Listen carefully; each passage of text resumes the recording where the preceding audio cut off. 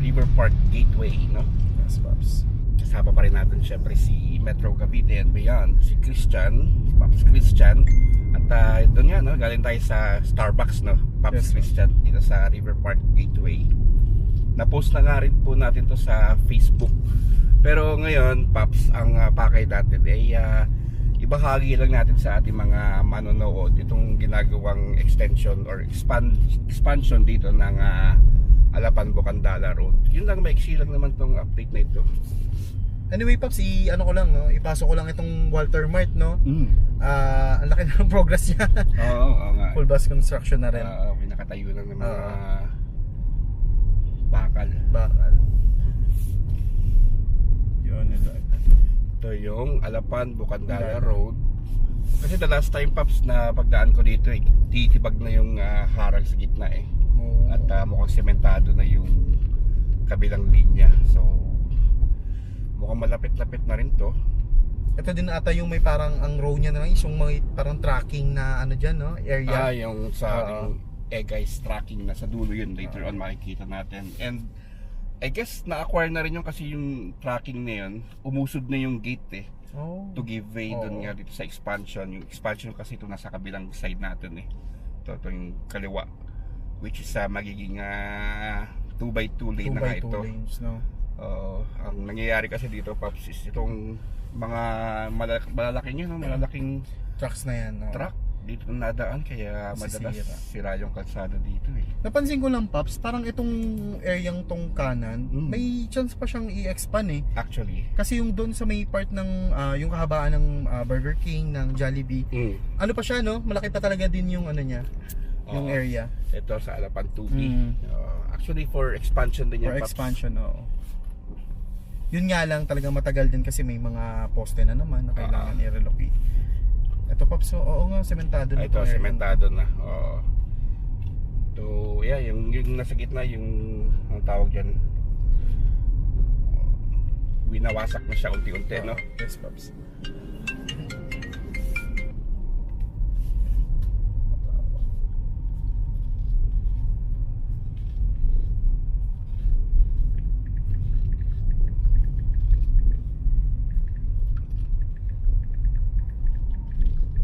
So yun, technically hindi pa rin siya bukas. Hindi pa rin tapos magtibag tong barrier na ito na nasa gitna. But yan yung sinasabi ko, Pops, so yung sa tracking company na yan, yung may orange na harang, naitawid na yan dyan, may bangbang kasi dyan eh. Ayan. So natakpan na yun, naitawid na papuntang kabila. Ayan. And then papunta na nga yan dito sa mismong gate nitong, ito yung tracking company na yan sa kaliwa. So yun lang po yung update for now dito sa Alapan Bocandala Road. At meron ng commercial area dito, Pops. Ito. Oo, ano. Ayan, Bilis, no? Nakakatuwa yung mga commercial talagang hindi pa totaling widen, pero talagang nag-start na rin talaga sila ng construction. Advanced din sila, alam na nila yun. Alam na nila eh. Malaki siya, Pops. Malaki, Proposed store commercial space warehouse for leasing. Ganda rin ang itsura niya. Hindi siya yung typical na warehouse na parang may box type. True. Nakakatuwa din yung mga bagong commercial building sa Cavite, no? Talagang pagandahan na rin sila, no? Yes. Syempre, advanced din yan. Nandiyan ang Calax eh. Oo nga, totoo. So yun lang, no? Pops Christian, no? So hoping ating mga kababayan na sana matapos na nga itong kalsada nito sooner, no? May pasok ko lang din kasi, Pops, paghahanda rin kasi ito sa magiging development talaga sa River Park Gateway. Tapos dito rin naman sa may Ibus Boulevard is tuloy-tuloy din talaga ang True. So until next update natin, mga Pops, yun nga po, sabi ko sa inyo, napaka-iksi lang itong update na ito. Anyway, ito na yung Calax, no? Tingin mo, Pops, itong Calax is magkakaroon ng parang service road? Sabi nila may service road daw dito eh. Oo, kasi tinan mo, laki pa nung both sides. Gilid, no? Pero if ever, wag sana maging katulad nung nung sa SLEX, no, na siya sa Lubungan. Sana maging katulad nung sa may Laguna side na kanan lang din yung west and east. We'll see kung ano magiging update dyan sa future. Hindi naman tayo nag-update ko ng Calax. Etong dito, Paps, yung area to.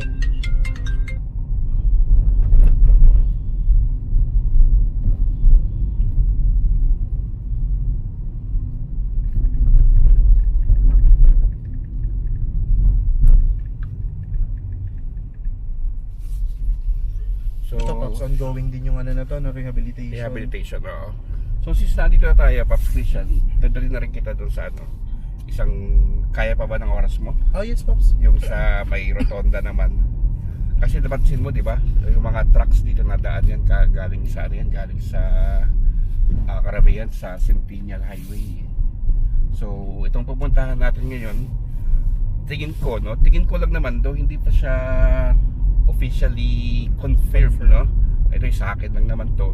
Tingin ko sana dito i-reroute yung mga trucks. Oo, Paps, para hindi rin nagagambala yung regular traffic, no? Oo. Tsaka kasi grabe rin yung nangyayari sa sa daan talaga kapag dinadaan ng mga trucks. Kasi kita mo naman napaka-nipis nitong itong parotondo na ito sa Heritage Park, di ba? Eh pagka liliko ang truck ito sasakupin yung kabilang linya eh. Ito, Pops, kasi itong area to, kung iisipin mo, kagaya siya ng kadisenyo siya nung Imus Plaza, which is yung dating government center ng Imus. Ganon din yung itsura niya. Square din, pa-square, tapos ganyan din yung daan. Kaya hindi mo rin talaga siyang i-expect na, alam mo yun, yung sobrang lapad na daan. Kasi hindi rin naman talaga siya parang design for that. Very true. So ito, pasukin natin yung isa sa mga magiging alternate route din papasok dito sa Imus Boulevard, aside dyan sa dinaanan natin ngayon, no? Coming from Lancaster or Kawit. Ito talaga yung magandang abangan dahil dito malapas talaga pa. Ito ba yung Advincula, Paps? Oo, extension. Labas talaga dito, rekta ka na sa Imus City, tsaka sa Centennial, no? Yan talaga magkakaroon ng panibagong, alam mo yun, panibagong perspective yung tao sa pagdating sa Imus. Kasi syempre pag sinabing Imus, ang alam nila is yung Aguinaldo part, no? So ito talaga magugulat sila na parang, uy, itong part pala to is Imus pa din. Yan yung ano na actually, yan. maraming hindi nga nakakaalam ng Imus Boulevard. Oo, totoo, pa, sa gugulat sila. Ano yung malawak na kalsado na yan? Kasi ang akala nila, ang looban is gentry na, di ba? Oo, or yung alam na marami, syempre yung Malagasag, yung mga inner roads. So ito na pala siya. Ito talaga yung magiging, hopefully, no? Dito na sana i-divert yung mga malalaking truck. Ito, ginagawa na naman panibagong lane dito sa kaliwa. Nung nakaraan, wala pa yan. So parang ano siya, Paps, no? Ilan ba? 2x2 na malaki. Kasi ito is pamposte. Ideal talaga to para sa mga malalaking trucks, di ba? Tsaka, Paps, di ba ito rin yung binalita mo na magko-continue na rin ng construction kasi nga tapos nang i-install yung mga yung Calax, no? Yan lang din naman ang inaabangan. Tapos before that, para naging pa dito, if ever ito ba yung tawag dito, yung mas anong tawag doon? Iibabaw sa Calax o yung Calax bang iibabaw? Which is ngayon confirm na Calax ang iibabaw. Yes. Which is yun yung nasa harapan yung mga Paps, kung makikita nyo. Ayun, kasi sa akin, Paps, kaya na visualize ko na dito na yung truck eh. Sipin mo, lapad dito. Kapal ng semento. Pagtaas nung overhead ng Calax, di ba? So very ideal talaga na dito na sana i-divert yung mga lalaking trucks. Tsaka, Paps, parang hindi na rin nila masira yung Kalayaan Avenue. Nagrabe na rin ang itsura ng daan. True. And isa nga rin to sa magiging gateway ng Imus sa Kawit, sa Imus City. So yun lang, pinakita ko lang kay Pops Christian. Doon kaya, Pops? Meron na doon, no? May abang na kaya doon sa may nakaguhit na siya pero wala pang Wala pang semento. Yan ay mag-intersect sa Tuklong San Sebastian, no? Papunta na ng Evo City sa Advincula Avenue. Tsaka make sense din, Pops, pag lapag nila sa CC Link, Daang Hari Link, which is yung Advincula Avenue na extension na rin ngayon, dito, no? Kasi doon ang grabe din ang truck doon, dumadaan ng Antero Soriano eh. So with this, pwede na sila dumiretso ng Diretso Kawit dito. interchange ng Calax, no? Totoo. Pa-expressway na sila. So yun lang, Pops Christian, thank you. Pinasya lang kita dito. At sana po nag-enjoy kayo at maraming salamat po.